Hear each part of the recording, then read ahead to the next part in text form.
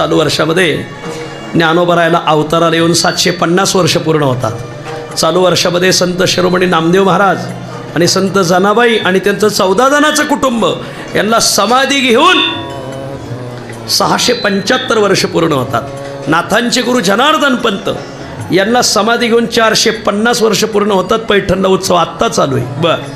तदनंतर श्री संत सावता महाराज यांना यावर्षी अवताराला येऊन बरोबर 775 सप्तशतकोत्तर अमृत महोत्सवी जन्म महोत्सवी वर्ष आहे त्यांचं.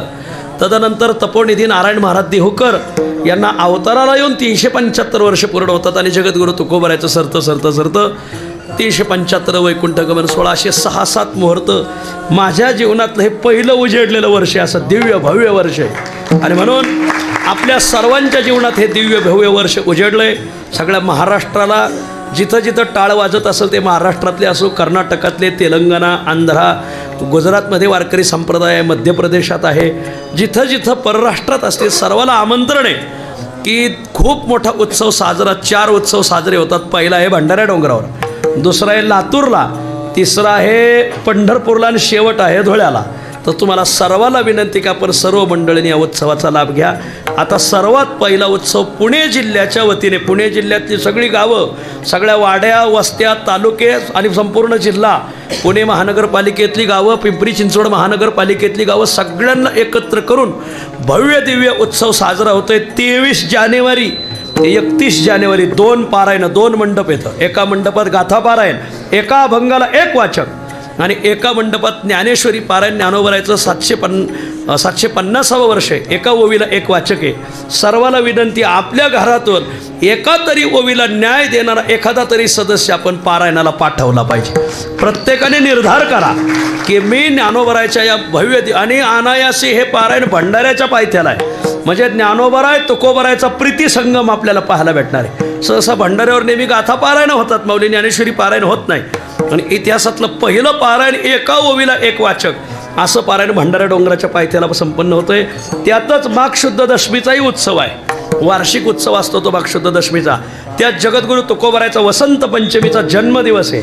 वसंत पंचमीला जसे तुकोबराय अवताराला आले तसे वसंत पंचमीला ज्ञानोबरायांनी रेड्याच्या मुखातून वेद वदवलेले आहेत. वसंत पंचमीचे 2 मुहूर्त आहेत, त्याच्यात वसंत पंचमीचे 2 मुहूर्त येतात. तुकोबरायचा अनुग्रह दिवस येतो, एकादशीचा उत्सव येतो आणि त्रयोदशीला कालाय माऊली मुक्कामी या. समस्त भंडारा डोंगर आणि पुणे जिल्हा आपल्या पाठीमागं या सेवेला उपलब्ध आहे. जगद्गुरु तुकाराम महाराजांचे वंशज संस्थान, भंडारा डोंगर संस्थान, समस्त पुणे जिल्हा आपल्या नियोजनाला, आपल्या सेवेला उभा आहे. आपण सगळी मंडळी पारायणाला जरूर यायचे अशी सगळ्याला विनंती. खूप सुंदर उत्सव आहे महाराज, एवढा सुंदर आहे की 23 जानेवारीला सुरुवात आहे. 4 ते 6 काकडा भजन, 6:30 ते 11 संगीत गाथा पारायण आणि ज्ञानेश्वरी पारायण 2 मंडपात चालणार. 11 ते 12:30 पुणे जिल्ह्यातली कीर्तनं. 12:30ला अन्नदान सुरू होणार. गावगावच्या भाकरी आहेत, पुणे जिल्ह्यातल्या प्रत्येक गावाच्या भाकरी येतात. सगळी गावं भाकरी घेऊन येतात माऊली. आपल्या ज्या गावात पुणे जिल्ह्यातली गावं आहेत सगळ्यांना हा व्हिडिओ पोहोचल. सगळ्यांनी भाकरी पाठवायच्या. तर ज्या दिवशी आपल्या गावच्या भाकरी तालुक्याच्या त्या दिवशी आपण पाठवायच्या, त्या पत्रिकाही येतील.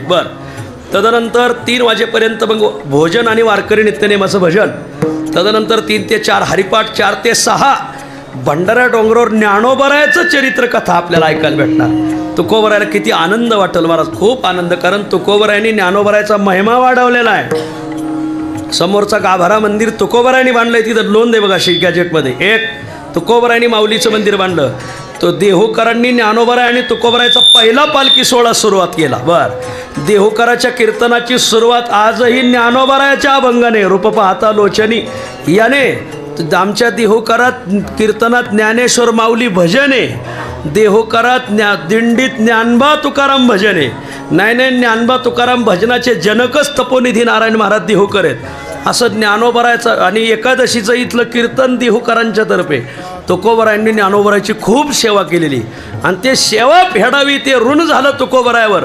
म्हणून ज्ञानोबरायाने ठरवलं मी तुकोबरायच्या पोटी जन्म घेणार आणि तुकोबरायाची सेवा करणार. तुकोबाचे ऋण फेडावयासाठी अवतरला ज्ञानी जिजाईचे पोटी. कोण? नारायण महाराज देहूकर हे ज्ञानोबरायाचा अवतार आहे महाराज. आणि सकळा वैष्णवा वाटे जीव प्राण तो हा नारायण देहूकर. आणि नारायण महाराज पोटात असताना तुकोबरायाच्या लक्षात आलं हे ज्ञानोबरायाचा अवतार आहे. आणि ते जर मुलगा होऊन आपली सेवा करायला लागले तर मग त्यापेक्षा आपण निघून गेलेलं बरं. आणि म्हणून नारायण महाराज पोटात असताना तुकोबराय वैकुंठाला गेले. म्हणून तुकोबरायचा 375 वय, तसं 4-6 महिन्यांनी नारायण महाराज जन्माला आले. म्हणून नारायण महाराजाचं प्राकट्य वर्ष आहे. तुकोबरायांनी खूप माऊलीची सेवा केली, म्हणून भंडारा डोंगरावर ज्ञानेश्वरी पारायण. आणि म्हणून ज्ञानोबरायची चरित्रकथा 4 ते 6 आमच्या आदरणीय बाळासाहेब काशीद पाटील यांनी सांगितलं की ज्ञानोबरायचं चरित्र झालं पाहिजे. 4 ते 6 कथा संपली का 6 ते 8 आदरणीय युवक मित्र बंडातात्या कराडकर, आदरणीय संजय महाराज पाचपोर, आदरणीय चैतन्य महाराज देगलूरकर, आदरणीय जयवंत महाराज बोधले, आदरणीय केशव महाराज नामदास, आदरणीय अच्युत महाराज दस्तापूरकर, आदरणीय मोठे माऊली, आदरणीय शांतीब्रह्म मारुती बाबा, अशा सर्व गुरुवार यांची कीर्तनं सायंकाळच्या सत्रात होतील. सायंकाळी परत अन्नदान होईल आणि महामहोत्सव संपन्न होईल. सर्वाला माऊलीच्या मंदिरातून हे आमंत्रण आहे. आपण सर्व हे माऊलीचं आमंत्रण समजून या उत्सवाला यायचं. 22 तारखेला त्याची मिरवणूक आहे, 22 जानेवारीला, आणि दुपारी 3 वाजेपर्यंत सर्वांनी देहूला यायचे.